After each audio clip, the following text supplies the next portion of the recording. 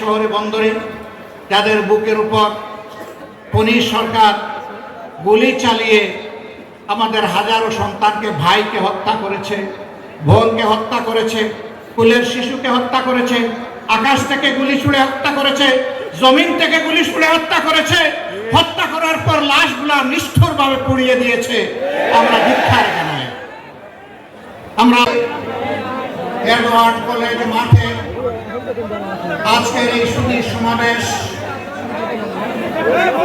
সম্প্রতি বৈষম্য বিরোধী আন্দোলনের শহীদ পরিবার এবং আহত ভাইদের সম্মানে আয়োজিত আজকের এই সমাবেশের সম্মানিত সভাপতি, আমার প্রিয় সহকর্মী, বাংলাদেশ জামাতে ইসলামী পাবনা জেলা শাখার সম্মানিত আমির জনাব অধ্যাপক আবু তালেব মণ্ডল, মঞ্চে বসা আজকের এই সমাবেশের সম্মানিত বিশেষ অতিথি, আপনাদের এই প্রিয় সন্তান, বাংলাদেশ জামাতে ইসলামীর অন্যতম অ্যাসিস্ট্যান্ট সেক্রেটারি জেনারেল জনাব রফিকুল ইসলাম খান, বাংলাদেশ জামাতে ইসলামীর নেতৃবৃন্দ, শহীদ পরিবারের গর্বিত পিতৃবৃন্দ, মঞ্চে বসা অন্যান্য নেতৃবৃন্দ, আমার সামনে সমবেত সম্প্রতি আন্দোলনে যারা শরীক হয়েছেন, বিশেষ করে যারা আহত হয়েছেন, সেই সমস্ত আমার প্রিয় বন্ধুরা, সমবেত সুধীমণ্ডলী, সাংবাদিক বন্ধুগণ, আমি আল্লাহ তাআলার শুকরিয়া আদায় করছি যে আল্লাহ রাব্বুল আলামিন উন্মুক্ত পরিবেশে দীর্ঘ 15.5 বছর আমরা যারা শ্বাসরুদ্ধকর অবস্থায় 18 কোটি মানুষ বাংলাদেশে মজলুম হয়ে বসবাস করছিলাম, বিগত আগস্ট মাসের 5 তারিখ মন ভরে আল্লাহ তাআলা আমাদেরকে শ্বাস নেওয়ার তৌফিক দান করেছেন। মাবুদের তরে শুকরিয়া, তিনি জাতির বুকের উপর থেকে একটা জগদ্দল ভারী পাথর সরিয়ে দিয়েছেন। অন্যায়ভাবে গায়ের জুড়ে এই জাতির উপর মালিক হয়ে যারা দাপিয়ে বেরিয়েছিলেন, যারা জাতির সকল অধিকার কেড়ে নিয়েছিলেন, ন্যায়সঙ্গত প্রত্যেকটি আন্দোলন এবং দাবিকে গায়ের জুড়ে বুলেট এবং বেয়নেট দিয়ে যারা থামিয়ে দেওয়ার প্রয়াস চালিয়েছিলেন, আল্লাহ রাব্বুল আলামিন 2009 সালের 10ই জানুয়ারি থেকে শুরু করে 2024 সালের 4 আগস্ট পর্যন্ত ধারাবাহিক আন্দোলনের মধ্য দিয়ে আল্লাহ তাআলা তাদেরকে উচিত শিক্ষা দিয়েছেন।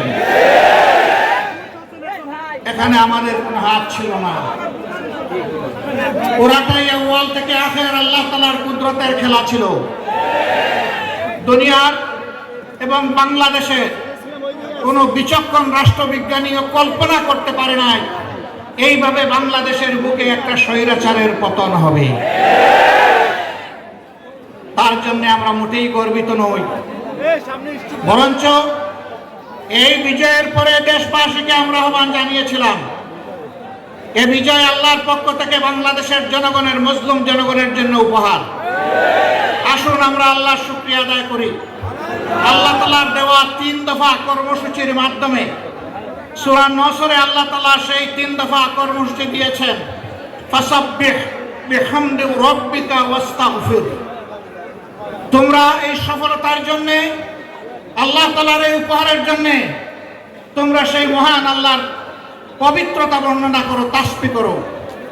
তিনি যে তোমাদেরকে এই নিয়ামত দিয়েছেন তার জন্য তার প্রশংসা করো, তাহমিদ করো, হামদ করো।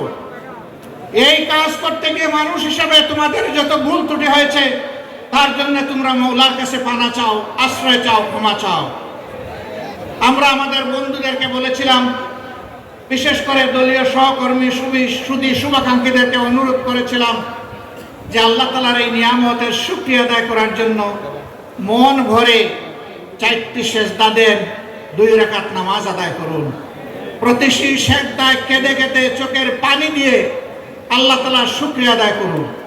আমরা বলেছিলাম কমপক্ষে একটা রোজা রাখেন। আমরা বলেছিলাম আপনার তৌফিক অনুযায়ী আশপাশের যে কোনো গরিব বিপন্ন মানুষকে আপনার পকেট থেকে কিছু দিয়ে আপনি তাকে সাহায্য করুন। এইভাবে আপনি আল্লাহ তাআলার শুকরিয়া আদায় করুন। বন্ধুগণ, আপনারা সাক্ষী, 15টি বছর বাংলাদেশ জামাতে ইসলামের উপর যে জুলুম করা হয়েছে, এই জুলুম আর কারো উপর করা হয়নি। আমাদের দুইজন সাবেক আমিরে জামাত, একজন এই ময়দানেরই এক রত্নগর্ভা মা একজনকে জন্ম দিয়েছিলেন, বিশিষ্ট আলেমে দ্বীন, বিশিষ্ট পার্লামেন্টারিয়ান, সাবেক সফল সৎ মন্ত্রী জনাব মাওলানা মতিউর রহমান নিজামী। আরেকজন এই দেশের গণমানুষের নেতা, যিনি কাজ শুরু করেছিলেন ছোট্ট কুটির থেকে, গ্রামের জনগণের সমস্যা সমাধান থেকে শুরু করে আল্লাহ তাআলা তাকে পাকিস্তানের পার্লামেন্টেও নিয়েছেন, বাংলাদেশের পার্লামেন্টেও বারবার আল্লাহ নিয়েছেন। তিনি আপনাদের ভোটেই সম্মানিত হয়ে পার্লামেন্টে গিয়েছিলেন। এই লোকগুলাকে নিষ্ঠুরভাবে বিচারিক হত্যাকাণ্ডের মাধ্যমে জুলুম করে দুনিয়া থেকে বিদায় করা হয়েছে। সম্মানিত ভাইরা, মিথ্যা অভিযোগ, মিথ্যা সাক্ষী, সাজানো আদালত, বানানো রায়ের মধ্য দিয়ে তাদেরকে দুনিয়া থেকে বিদায় করে দেওয়া হয়েছে। আল্লাহ তাআলার কাছে চোখের পানি দিয়ে আমরা ফরিয়াদ করেছিলাম, রাব্বুল আলামিন, যারা আমাদের নেতৃবৃন্দের বিরুদ্ধে অপবাদ দিয়েছে, তাদের শিক্ষাটা এই জমিনের মানুষকে অন্তত তুমি একটা বার হলে দেখাইও। আলহামদুলিল্লাহ, আলহামদুলিল্লাহ, আলহামদুলিল্লাহ রাব্বিল আলামিন। 18 কোটি মানুষ তা প্রত্যক্ষ করেছে। আপনারা সাক্ষী বন্ধুগণ, 1-2 করে 11 জন জাতীয় নেতাকে হত্যা করা হয়েছে। কাউকে দেওয়া হয়েছে ফাঁসি, কাউকে ষড়যন্ত্র করে কারাগারের ভিতরে মৃত্যুর দিকে ঠেলে দেওয়া হয়েছে। শেষ পর্যন্ত কোরআনের পাখি খাতু, এই বাংলার আপামর জনগণের প্রিয় কলিজার টুকরা একজন মানুষ আল্লামা দেলওয়ার হোসেন সাঈদীর সাথেও নিষ্ঠুর আচরণ করে তাকেও মৃত্যুর দিকে ঠেলে দেওয়া হয়েছে। যে মানুষটা হাসতে হাসতে হাসপাতালে ঢুকলেন, 24টা ঘন্টা গেল না, তাকে তারা মৌলার কাছে পাঠিয়ে দিল। এর রহস্য একদিন বের হয়ে আসবে ইনশাআল্লাহ। এইভাবে তাদের থেকে শুরু করে সর্বশেষ এই বৈষম্য বিরোধী আন্দোলনে বাংলাদেশের প্রতিটি প্রান্তরে, গ্রামে গঞ্জে, শহরে বন্দরে যাদের বুকের উপর পুলিশ সরকার গুলি চালিয়ে আমাদের হাজারো সন্তানকে, ভাইকে হত্যা করেছে, বোনকে হত্যা করেছে, কুলের শিশুকে হত্যা করেছে, আকাশ থেকে গুলি ছুড়ে হত্যা করেছে, জমিন থেকে গুলি ছুড়ে হত্যা করেছে, হত্যা করার পর লাশগুলা নিষ্ঠুরভাবে পুড়িয়ে দিয়েছে। আমরা ধিক্কার জানাই। আমরা আল্লাহ তাআলার দরবারে তাদের বিরুদ্ধে আর্জি পেশ করলাম। জামাতে ইসলামের উপর জঘন্য জুলুম করা হয়েছে, তবে এই জুলুম থেকে বাংলাদেশের দেশপ্রেমিক, গণতন্ত্রকামী কোন দল, সংস্থা, সংগঠন, ব্যক্তি বাদ পড়েননি। এরা রাস্তার ভিক্ষুক ভাই বোন থেকে শুরু করে সকল পর্যায়ের মানুষের উপর জুলুম করেছে। বলবেন ভিক্ষুকের উপর কিভাবে জুলুম করলো? আমি একদিন গাড়ি দিয়ে যাচ্ছি, হঠাৎ করে বনানীতে নেমে গেলাম। আমার চালককে বললাম, ভাই থামো। নেমে গিয়ে একজন ভিক্ষুককে এখান থেকে জিজ্ঞেস করলাম, আপনি সারাদিনে কত রুজি করেন? আলহামদুলিল্লাহ, আমার তো রুজি 1000 থেকে 2000 হয়। আমি বললাম, ভাই আপনার বেতন তো আমার চেয়ে বেশি। স্যার থাকে না। বললাম, কেন থাকে না? বলে যে সকালবেলা এখানে বসতে হলে খাজনা দিয়ে বসতে হয়। কারে খাজনা দেও? বলে যে কেডারদেরকে খাজনা দিয়ে। একজন ভিক্ষুকও কেডার ছিল। এইভাবে কেডারদের পাল্লায় দেশবাসী পড়েছিল। সন্ধ্যাবেলা ঘরে ফিরবে, সামান্য একটু রুটির জন্য, ভাতের জন্য, চালের জন্য, ডালের জন্য তাকে একটা দোকানে ঢুকতে হয়েছে। দোকানে ঢুকে তার মাথা ঘুরিয়ে যাওয়ার উপক্রম। 30 টাকা কেজির পেঁয়াজ এখন ট্রিপল সেঞ্চুরি, 300 টাকা, 10 গুণ বেড়ে গিয়েছে। আমাদের সাবেক তাহাজ্জুদ গুজার প্রধানমন্ত্রী বলেছিলেন 10 টাকা কেজি ধরে মানুষকে চাল দেবেন। চালের বাজারে আগুন, এখন আর চুলায় বসাতে হয় না, বাজারেই ওইটা ফুটতে শুরু করে।